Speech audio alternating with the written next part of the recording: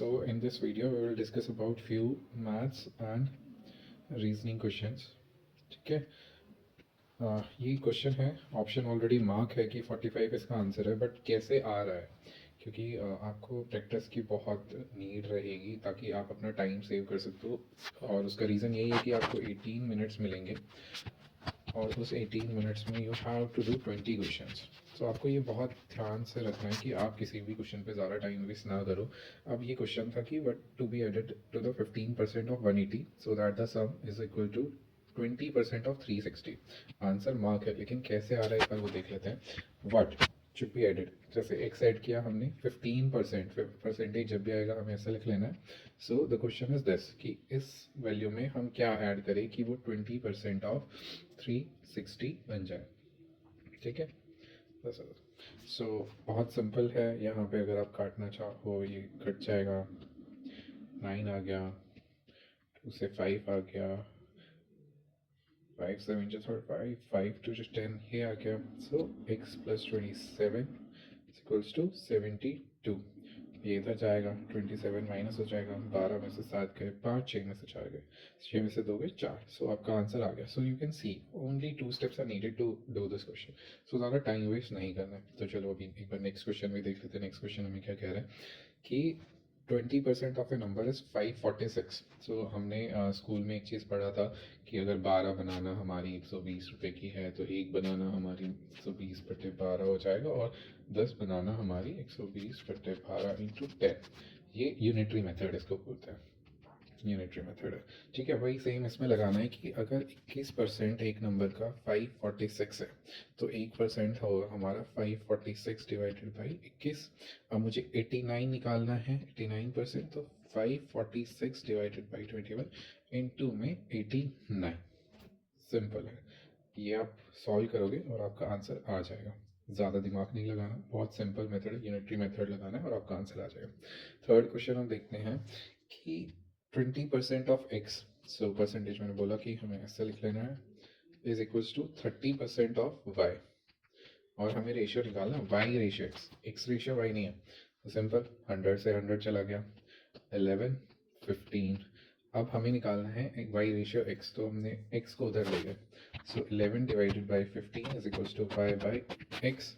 सो Y की value हो गई. So 11 ratio 15 is the answer. So you can see answer already mark है, लेकिन इतना सिंपल है. कैसे निकालना है हमें बस ये देखना. उसके बाद हमारा क्वेश्चन आता है, ये सिंप्लीफिकेशन का क्वेश्चन है. सो सबने बोर्ड मास रूल पढ़ा होगा कि सबसे पहले ब्रैकेट सोल्व करना है. उसके बाद ओ का मतलब हमने सुना था पहले कि ब्रैकेट ओपन करना, मतलब ब्रैकेट सोल्व करके ओपन कर देना, बट यहाँ पे है ऑफ का मतलब है. सो जब भी आपको क्वेश्चन में कहीं पे यहाँ पे जैसे इसकी जगह हो सकता है कि ऑफ लिखा हो, so of is also multiply. So हमें ब्रैकेट ओपन करना है, उसके बाद हमें ऑफ को सॉल्व करना है, उसके बाद हमें डिवाइड वाली वैल्यू को सॉल्व करना है, फिर मल्टीप्लाई वाली को, फिर एडिशन करना है, फिर सब्ट्रैक्शन करना है. सो ये हमारा एक फॉलो करना होता है हमें कि हमें ऐसे सॉल्व करना है. तो इस क्वेश्चन में अगर हम देखेंगे तो सबसे पहले हम देखना है ये वाला पार्ट. सो 4/10 लिख सकते हैं इंटू 25/10 लिख सकते हैं.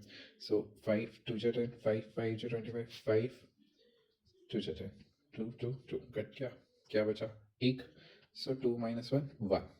ये हमारा ब्रैकेट सोल्व होके आ गया 1. इसके बाद प्लस 3 हुआ तो कितना हो गया 4.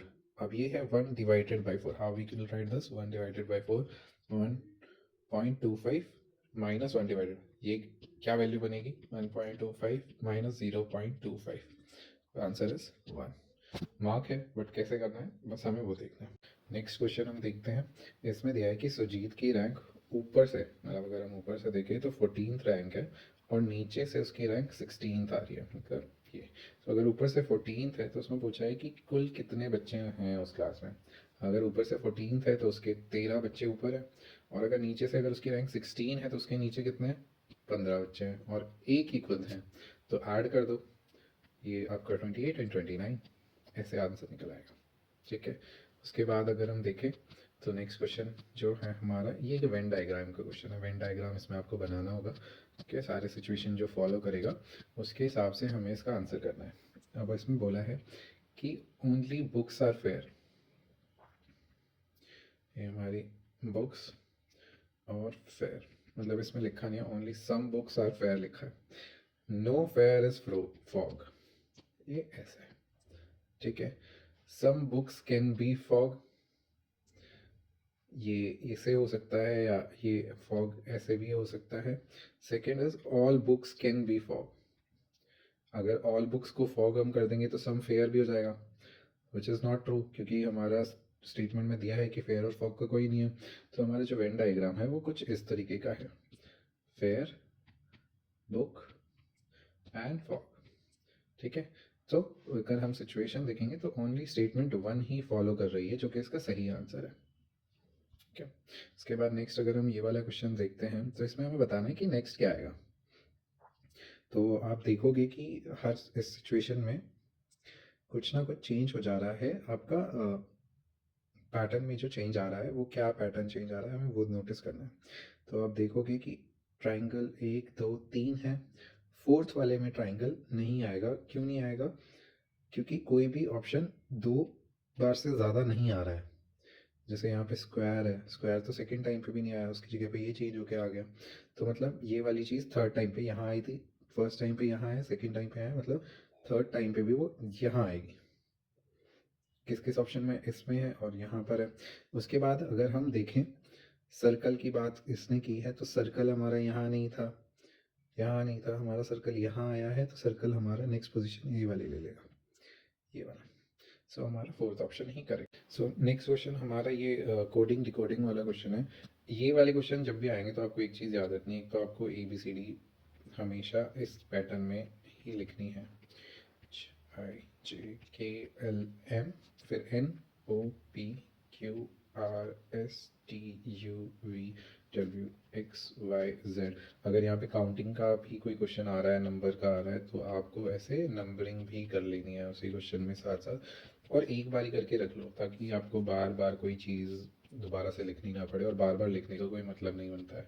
2-3 क्वेश्चन आराम से आ जाएंगे इस डिकोडिंग के, तो आप उसके ही अकॉर्डिंग ये सब पहले से ही लिख के रख लें, तो आपको ईजी रहेगा। अब इस क्वेश्चन में पूछा है कि ऑड वन आउट क्या है, तो आप देखोगे J है, S है और H है, JSH है, तो इसका एक पैटर्न बन रहा है कि JSH है। उसके बाद TCX है, MVE है, कि सेकेंड नंबर के ऑपोजिट वाला लिया है, लेकिन PZA, यहाँ पे क्या था, J इधर था और S इधर है, कि ऑपोजिट लाइन वाला लिया है। T इधर था, C इधर था, J S इधर है, फिर उसका ऑपोजिट लिया, ठीक है। तो ये वाला ऑपोजिट साइड पे, दूसरे वाले में क्या था, T C है और फिर X है, तो ये इसका ऑपोजिट साइड पे, M V on opposite side और E उसका ऑपोजिट। लेकिन P Z A में Z एक ही तरफ आ रहा है, P Z के एक ही तरफ आ रहा है, तो ये ऑड वन आउट इस तरीके से है, ठीक है। उसके बाद ये नेक्स्ट क्वेश्चन ये है कि इनमें से कौन से पिक्चर में ये हिडन है। तो बहुत सिंपल है ये तो, कि आपको बस ये देखना है कि ये जो पैटर्न बना है ये किसमें, इसमें नहीं हो सकता, इसमें नहीं हो सकता, इसमें नहीं हो सकता, बस ऑब्जर्व करके इसमें टिक मार देना फटाफट। लेस देन 5 सेकेंड्स का काम है, so don't waste much time on this. उसके बाद एक ये आखिरी क्वेश्चन है। इस क्वेश्चन में है कि आपको 5 और 9 को इंटरचेंज करना है, कि कौन सी इक्वेशन सही हो जाएगी। तो ऐसे क्वेश्चन में मान लो मैं पहला वाला ऑप्शन उठाता हूँ, जो कि मेरे को दिया है 5 + 9 × 2 / 3 = 12। उसने बोला 5 और 9 को इंटरचेंज करना है, तो ये हो गया, ठीक है। और सिंप्लीफाई अगर मैं इसको करके लिखूँ तो ये है, ठीक है। तो आप देखोगे तो ये तो कुछ डिवीजन भी नहीं हो रहा है, ये इधर चला जाएगा, चलो माइनस हो गया, तो इधर 3 रह गया, 5 × 2, और इधर 3 × 3, ये 3 भी इधर आ जाएगा, तो 10 = 9 आ रहा है, जो कि नहीं है। फिर उसके बाद अगर हम जो इसका ऑप्शन है, हम इसी को अगर हम देखें कि ऑप्शन क्यों सही है, तो ऑप्शन में दिया है 8/2 + 9 × 3 - 5 = 10। अब उसने बोला है कि सर 5 और 9 को इंटरचेंज करना है, तो ये हो गया आपका 5 इधर आ गया और 9 आपका यहाँ चला गया, 5 इधर 9 इधर। सॉल्व कर दो, 8/2 + 5 3 × 15 - 9 = 10, ये आपका 4। सो ये 4 प्लस 15 आपका 19 minus 9 is equals to 10 and 9 is equals to 10 is equals to 10। So इस तरीके से आपको जल्दी जल्दी सॉल्व करते रहना है क्वेश्चंस को, ज़्यादा टाइम नहीं लेना, कोशिश करना है कि आपकी कैलकुलेशंस फास्ट हो, थोड़ा ऑब्जर्व करो क्वेश्चन को। अगर आप कोई भी मैथ्स या रीजनिंग का क्वेश्चन है तो मैं कह रहा हूँ कि 5 से 10 सेकंड में आपको ये चीज़ समझ आ जानी चाहिए कि आप उस क्वेश्चन को नेक्स्ट 20 से 25 सेकंड में कर पाओगे या नहीं कर पाओगे। अगर आपको 5 सेकंड्स में ये चीज़ समझ आ गई कि अगर आपने 20-25 सेकंड उस क्वेश्चन को दिए और वो हो रहा है, देन गो फॉर इट। अगर आपको लग रहा है कि भाई मुझे तो क्वेश्चन समझ नहीं आ रहा, skip that question and move to next one. ठीक है, skip and next. Don't waste time, don't waste time. Time is very important in this question. मैं फिर वही कह रहा हूँ कि आपको 18 मिनट्स मिलेंगे आपको 20 क्वेश्चंस करने के लिए। So be attentive while you are doing this.